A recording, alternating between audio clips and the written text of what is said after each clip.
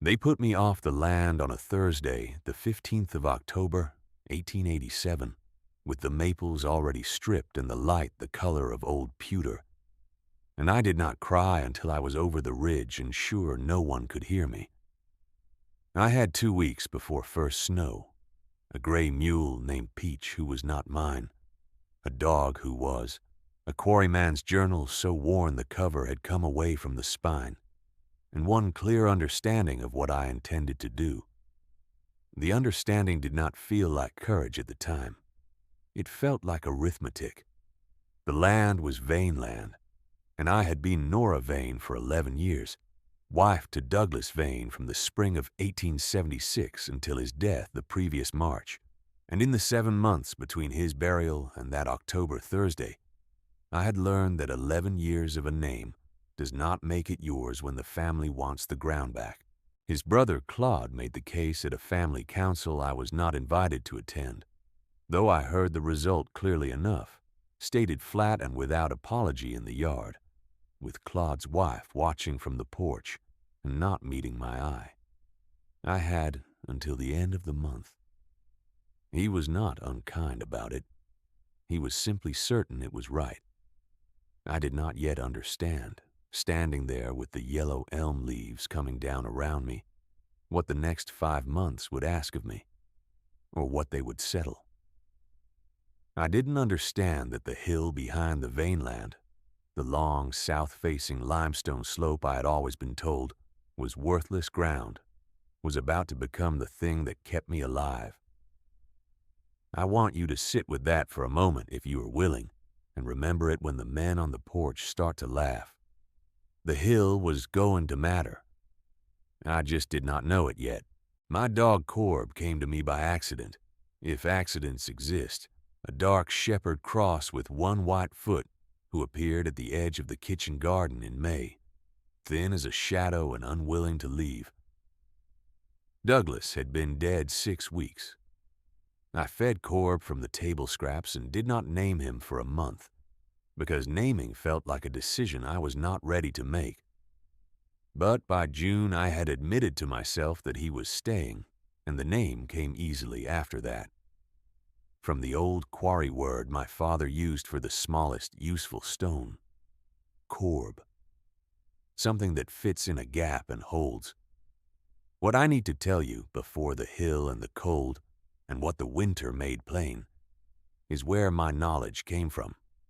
Because people in Hale's Crossing spent a long time pretending it came from nowhere, and I want to name it precisely.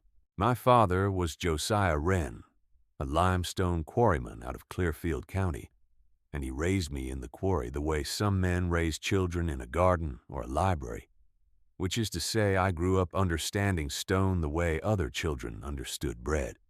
Before I was 10, I could tell a good seam from a failing one by the color of the water running off it in March.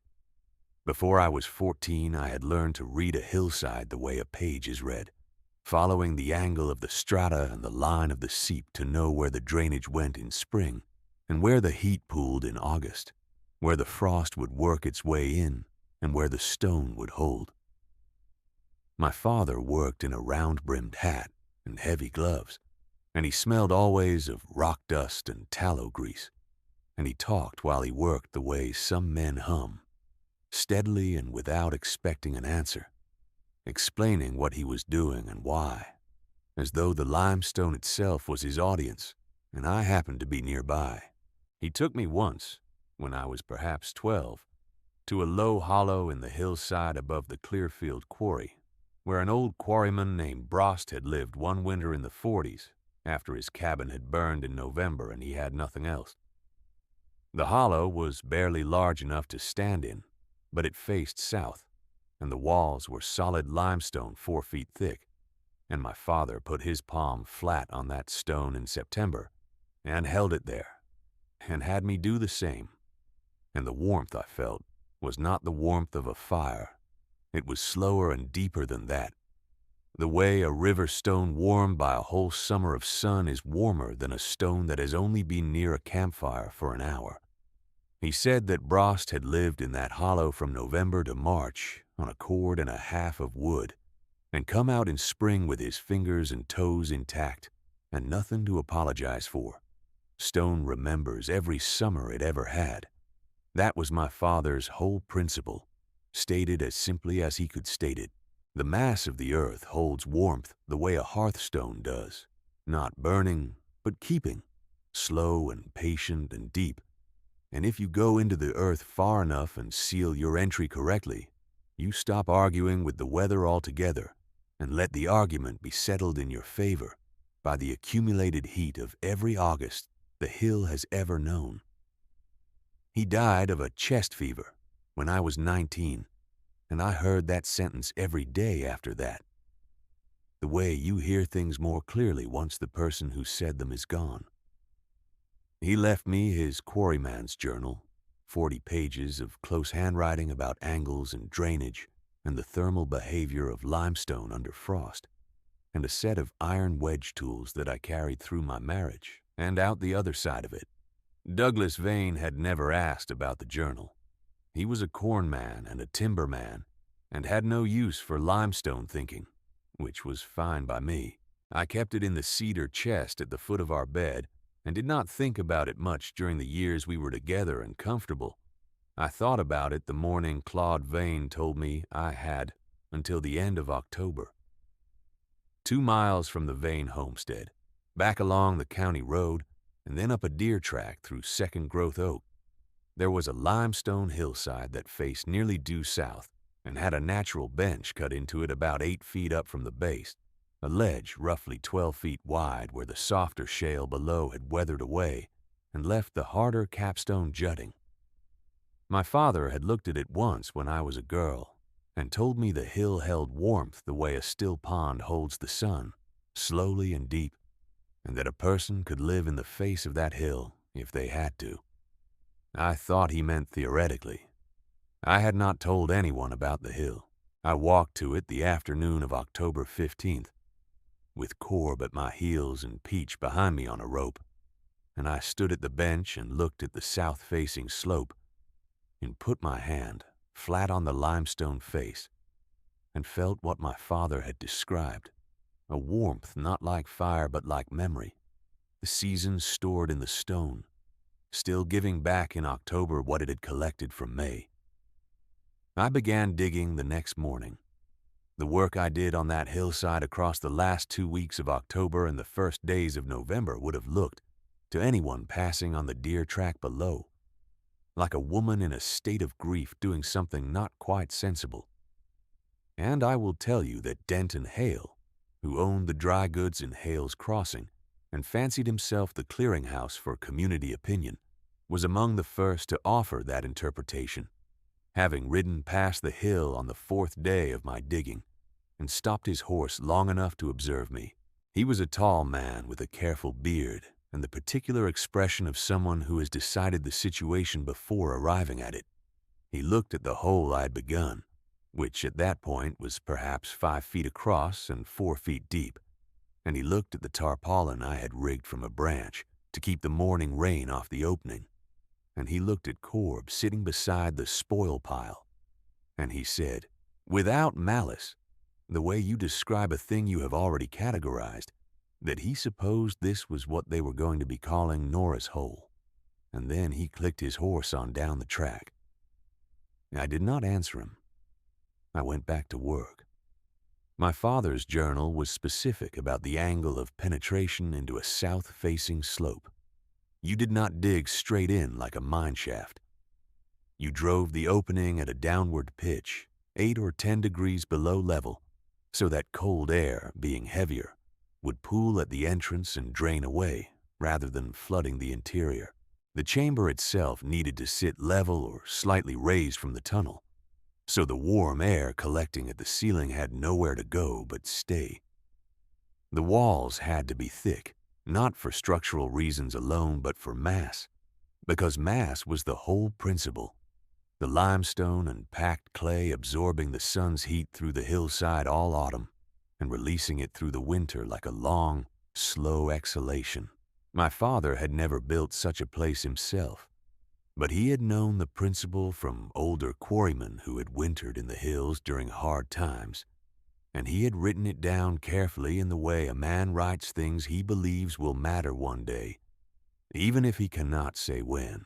I carved the opening with iron wedges and a hand drill and a heavy maul, working the softer shale first, where the natural bench gave me purchase, then following the limestone bed inward. Peach hauled the spoil on a drag sled I built from saplings. The work was slow. On the first day, I drove the opening maybe 18 inches, and my hands by evening were swollen at the knuckles, and I could not fully close them.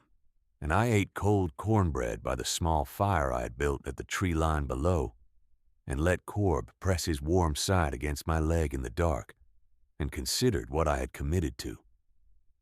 By the 10th day, I had a chamber 8 feet deep and 6 feet wide, and 5.5 feet high at the crown, which was not tall enough to stand in, but was enough to sit upright and to sleep in, and to build a very small, efficient, clay-sealed firebox. With a flue, I drove up through the hillside, at an angle to exit above and behind the capstone overhang, where rain could not run back down it. I faced the firebox opening with a flat piece of limestone I had cut to fit, which I could slide aside for loading and replace to control the draw. And I packed the seams with the wet clay I dug from the seep line, 15 yards south of the bench where the shale changed color and the clay ran thick and blue-gray. The firebox was my father's design, taken from his notes about a quarry foreman who had heated a tool shed through 3 winters on less than a cord of wood. By sealing every gap and using the stone walls as a heat sink, the fire did not need to burn constantly, and that was the point.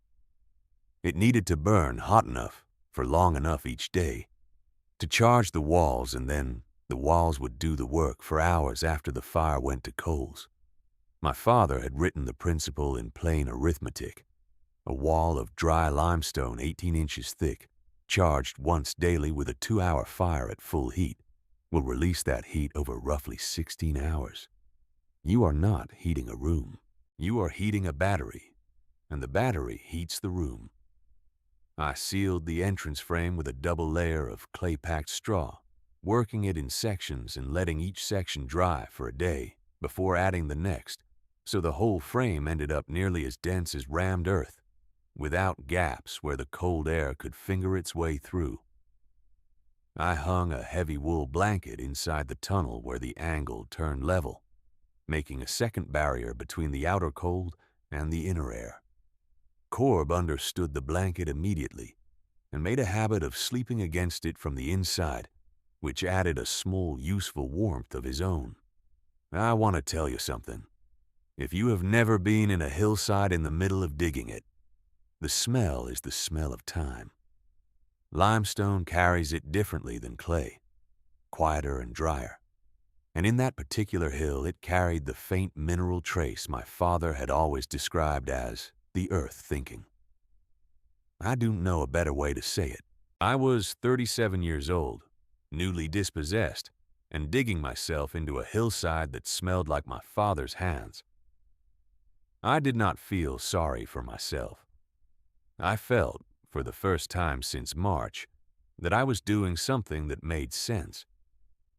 There are people who would like to hear more about those weeks of building, and if you find yourself among them, I hope you will say so in the way people say things now, through the quiet marks and words below the telling, because I have more of that story than I have been asked for. What I can say here is that Marit Lund arrived on the 4th day of November, with her infant daughter on her hip and nothing else to speak of. A young Norwegian widow from the Hollow, 2 miles north, whose husband had died of a ruptured appendix in September, and who had been managing alone in a leaning cabin with a failed chimney since October. She had heard from someone, she said, possibly from the wife of the miller, that a woman was living in a hole in the Wren Hill, and she had come to see if it was true. She stood at the opening of my tunnel and looked in at the little amber light I had going from a tallow candle, and she said, in the careful English she was still learning, whether there was room enough for 2. I told her there was room enough for 3 if the third one was as small as her daughter. She came in. If Denton Hale had a problem with Nora Vane living in a hole in the limestone hill, he had something approaching a strong opinion about Nora Vane being joined in that hole by a second woman and a child. He voiced this at the church social in the second week of November, in the way that strong opinions in small communities are always voiced, as though they were merely observations anyone would make. He was standing with 2 other men near the cider table, and he said that he had heard the Norwegian woman and her baby had gone to live in Nora's hole, and that he supposed the hill had gone from being a single woman's folly to being some kind of frontier burrow for people with nowhere better to be. He said this without cruelty, the way you might note weather, and the 2 men with him laughed in the comfortable way of men who have not been required to sleep in the cold. One of them said he'd heard the hole wasn't even deep enough to stand in, and the other said he supposed that suited a woman who had nowhere left to stand. And then they moved on to other subjects. Ruth Peck, who was the wife of the harness maker and had known my father slightly, said that she thought what Nora Wren was doing was sensible, and that she wished more people would think as clearly before winter. She said it directly, standing near enough to Denton Hale to be heard, which was either courage or habit on her part. The room did not agree with her. It was not a hostile room. It was a comfortable room that had not yet had reason to revise its comfort. And people in a room like that do not argue with you. They simply do not need to. They turn the conversation, the way you turn a horse away from a ditch, not because the ditch frightened them, but because they did not see why they had to go that direction today. I was not at the social because I had not been invited, and Marit told me about it 2 days later with the careful precision of someone reporting rather than interpreting. She included Ruth Peck's objection and the fact that it had not gained ground, and I listened to both halves of that account equally.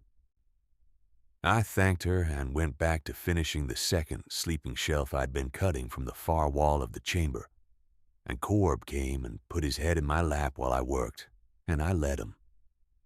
Outside, the temperature had dropped to 19 degrees, and the deer track was frozen hard, and the limestone face of the hill was giving back, hour by hour, every degree of heat it had collected since May. I will tell you what I told Marit that November, sitting in the amber light with her daughter sleeping on the wool blanket, and Corb stretched across the entrance tunnel like a warm stopper in a cold jug. I told her the principle was simple enough, that a child could understand it, but that most grown people would not believe it until they had to. The earth is a slow fire, I said, borrowing my father's phrasing, and anyone who gets low enough and still enough can borrow its heat. The fire in our little clay box was not heating the air the way a stove heats a parlor. It was charging the stone, and the stone was doing the longer work. You could feel the difference if you laid your palm against the wall at midnight, after the fire had been out for 6 hours.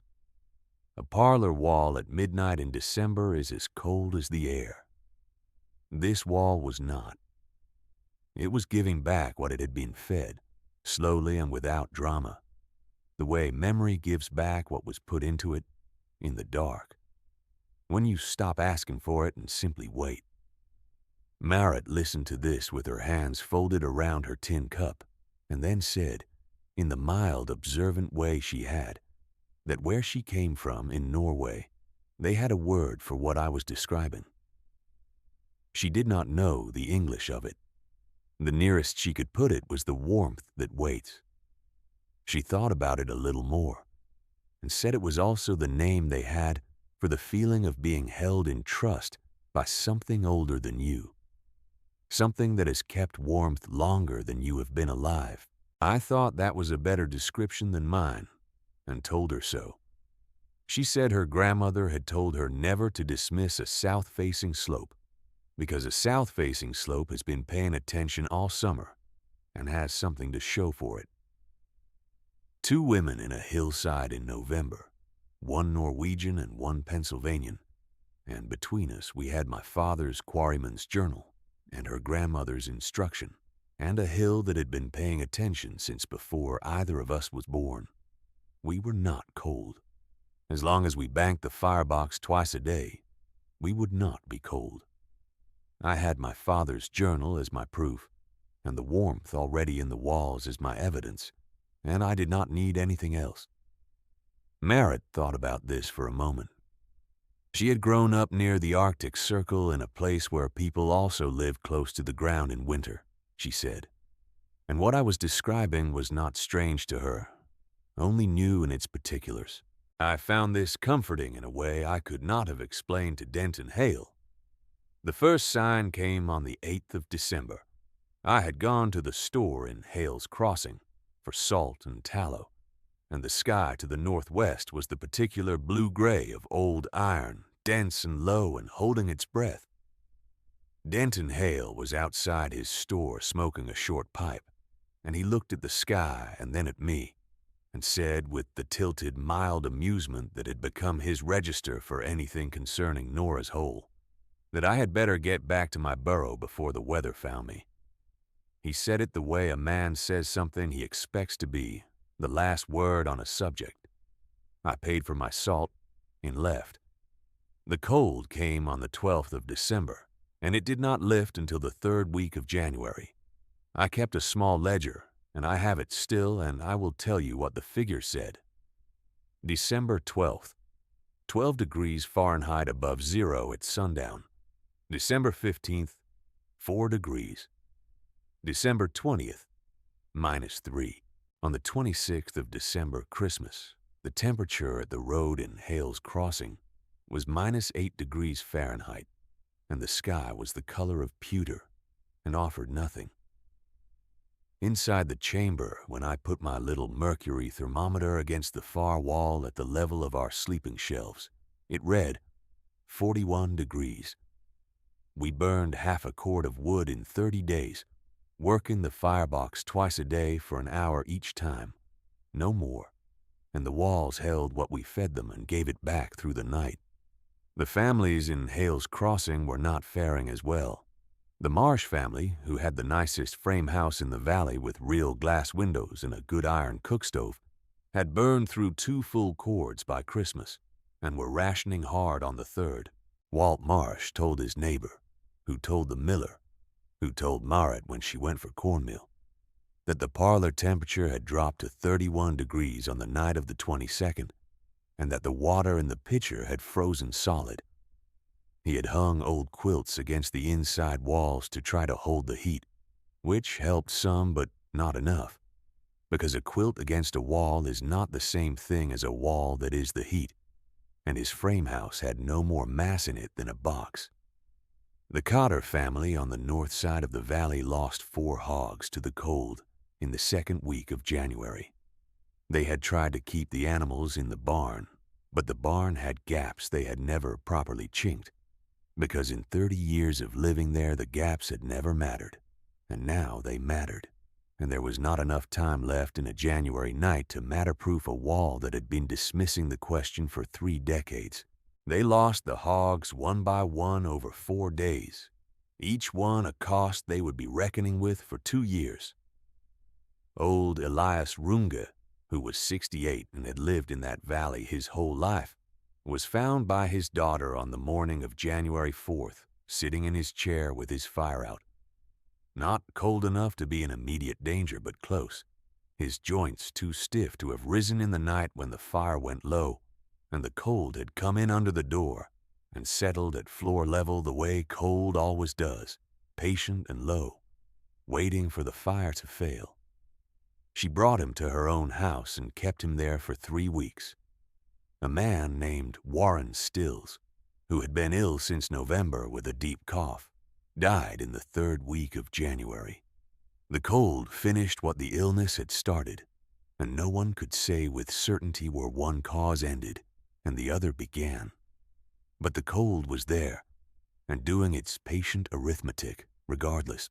When the final count came in after the thaw, the valley tallied 2 men dead in the county, 11 homesteads where livestock had been moved inside to survive, 4 families who abandoned their properties at the worst stretch and came back to burst pipes and floors heaved up by frozen ground. The Marsh family burned 4.5 cords of wood between December and February and kept 1 parlor habitable and lost 2 windows to the pressure of ice in the frames. We burned 3/4 cord. Our interior temperature on the coldest night, the 18th of January, when the mercury at the road read -14 Fahrenheit, was 44 degrees. Marit's daughter never cried from cold. Corb slept on the blanket against the tunnel bend and maintained, as dogs do, his own private conviction that everything was proceeding correctly. We ate cornmeal porridge and dried venison, and the potatoes I had buried in the clay shelf at the chamber's lowest point, which did not freeze. And we drank water from the clay jug that did not freeze, and we were, in every material sense, fine. I knew they would come, and I had decided somewhere in the first week of the hard cold that I would not feel anything particular about it. Vindication is a thing some people mistake for triumph, and I have never wanted triumph from the people who dismissed me. What I wanted, if I wanted anything beyond survival, was for the principle to be understood and useful, which is a different order of wanting and a quieter one. Denton Hale came on the 11th of January.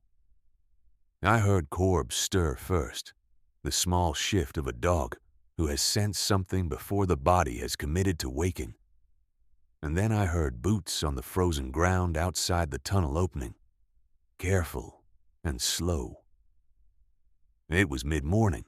The light through the entrance blanket was the flat gray of deep winter, and the air outside, when I pushed back the blanket to look, was so cold it made a small visible cloud of my breath at the tunnel entrance. Denton Hale was standing at the bottom of the hill with his coat collar up and his hat pulled low, and he was alone. He had ridden by the look of it, and the horse was tied at the deer track below. His chimney had cracked on the 9th, he said. Not fallen, just cracked along the mortar joint, and the cracked chimney drew badly, and the stove was throwing sparks back into the room, and his wife had been sitting 2 nights with a wet towel over her face near the stove, and he had come. I said, "Come in, then." He did not move immediately.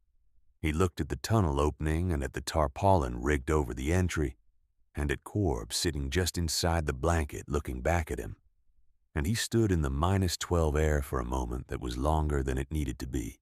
Then he ducked and came in. The tunnel was about 6 feet long. He had to bend at the entrance, and then the angle leveled, and he walked in a crouch to the inner blanket and pushed through it. And then he was inside the chamber where the air was 43 degrees and smelled of tallow and dried herbs and the faint mineral breath of the limestone walls.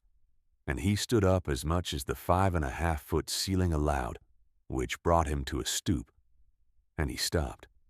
Marit was at the far end with her daughter in her lap, reading, and she looked up and did not say anything. Corb came and sat beside my knee. The clay firebox in the wall was not burning at that moment. It was between chargings, and the warmth in the chamber was purely what the walls were giving back from the morning fire and from the accumulated days before it. And the candles on the shelf were the only light, amber and small and steady, because there was no draft down here to trouble them. Denton Hale stood in the center of the chamber and looked at the walls and at the shelves cut from the limestone and at the hanging bundles of dried rosemary and sage and at the clay jug of water that had not frozen and at the potatoes still whole in their earthen niche. And he did not say anything for what I count as perhaps 30 seconds, which is a long time for a man who has never once, in my experience, been at a loss for what to say. Then he said it. "You knew it held." That was the whole of it. Not a question. 4 words, said quietly.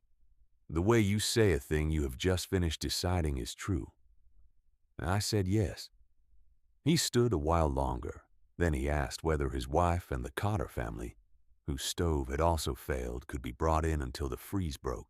I said they could, and we made room, and they stayed 11 days, and on none of those days did the interior fall below 40 degrees. And on the day the freeze finally broke, the 23rd of January, the temperature outside was 2 degrees above zero, and inside the chamber, it was 46. Two of the Cotter children pressed their palms to the limestone walls the way I had pressed mine on the day I first arrived, feeling the heat the stone had taken in and given back through 4 weeks of impossible cold. And I watched them do it and thought of my father, and did not say anything because there was nothing that needed to be said. Denton Hale came back in March with Ellis Pratt, a county agriculture recorder from Clearfield, who had been making a circuit of the valley to document the winter's losses, and heard an account of the Hillside chamber from 3 separate families before he decided to see it for himself. I showed him the journal, my father's 40 pages of quarryman's reasoning about mass and drainage and thermal behavior, and he read through it slowly at the little shelf I used as a table. And then he asked me to describe the construction in my own words, which I did without flourish, the same way my father had always taught me to describe a working principle. Start with what you felt, then say what it meant, and let the numbers carry the argument. Pratt wrote for perhaps 20 minutes. He thanked me and said he would note the method in the county record under the heading of Hillside Ceiling, citing my father's original framework and my application of it, and that he intended to describe it at the spring agricultural meeting in Clearfield as a valid and documented approach to winter shelter in limestone country. The spring meeting was in April of 1888. By the following winter, 4 families in the county had dug hillside chambers, all of them on south-facing limestone slopes, all of them consulting Pratt's notes rather than the journal itself. 3 of the 4 built them correctly, meaning they understood the principle of thermal mass and the downward-pitched entry, and 2 of those 3 stayed comfortably warm through the next hard stretch without exceeding a cord of wood. The 4th family built a chamber that was too shallow and faced northeast and had no proper angle on the entry tunnel, and they were cold. And when they came to me in January to say the method did not work, I told them what their error had been, and they rebuilt in the spring. The knowledge that travels, I have come to understand, is not the shape of the thing. Anyone can copy a shape. The knowledge that travels is the reason behind the shape, the principle my father distilled into a single sentence across 40 years of reading stone. And the only people who kept warm were the ones who understood what they were doing and why. Imitation of the visible is not the same as inheritance of the real. My father knew this. He left me the reasoning, not just the result. Denton Hale rebuilt his chimney in the spring and did not refer to Nora's hole after April of 1888 that I can recall. He was not a man given to formal apology, but he was one who could be corrected, and in this case he was, by the same impersonal and patient authority that corrects all of us eventually. He became, in his way, a reliable explainer of the Hillside method to newcomers, and I counted this a better outcome than I had any right to expect. Marit Loon took a parcel of ground in the valley the following spring on a south-facing hillside of her own and built a chamber that winter using everything she had learned during the months we spent together in the Wren Hill. She was thorough, and she was exact, and when her neighbor's stove failed in February of 1889, she opened her chamber to them without being asked, which is exactly what I would have done, and what my father would have expected of anyone who understood the principle. She taught 2 more families before the decade ended.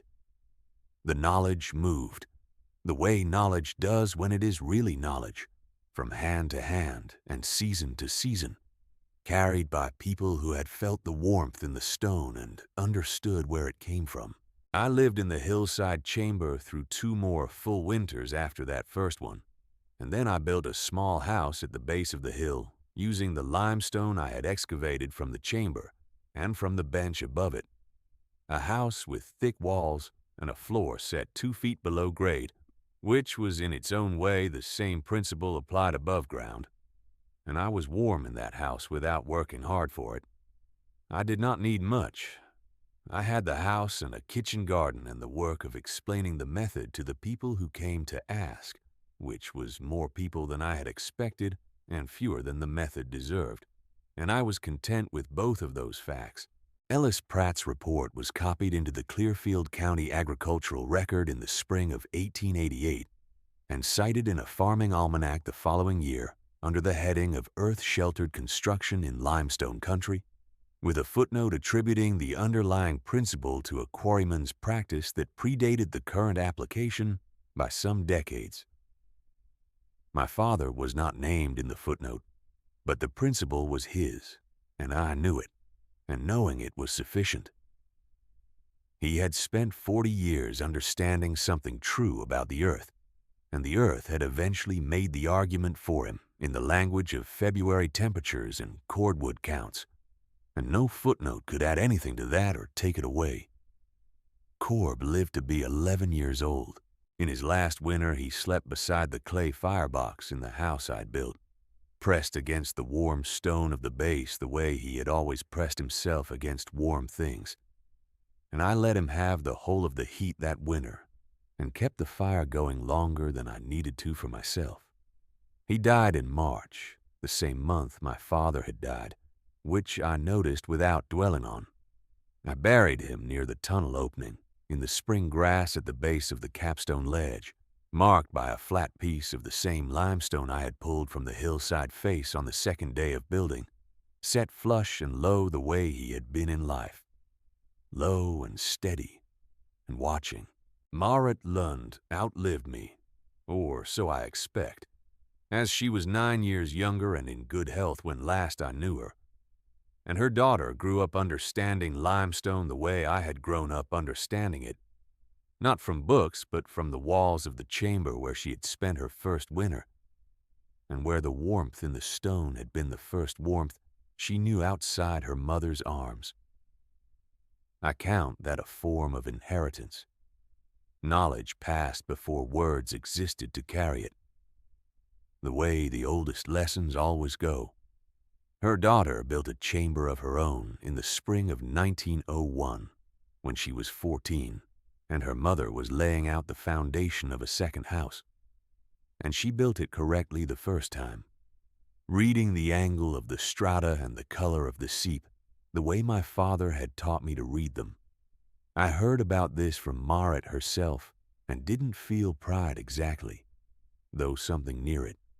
Something that had no name, but felt like an answer to a question asked a long time ago. The chamber is still there. The tunnel entrance collapsed in a hard frost some 20 years after I stopped using it, and the hillside has grown over the bench with sumac and wild grape, so that if you did not know to look, you would not find it. The capstone still juts above the overhang the way it always did, patient and unchanged. And the south face of the hill in October, when the maples have gone bare and the low light comes in slant from the south, and the shadows go long before noon, looks exactly as it looked on the 15th of October in 1887. A person standing on the deer track below and pressing a palm to that face on the right day, in the right light, would feel what I felt then, and what old Brost must have felt in the 40s, and what my father felt when he held his hand to the stone in the hollow above the Clearfield quarry and understood what he had found. The stone remembers every summer it ever had. The hill is still warm,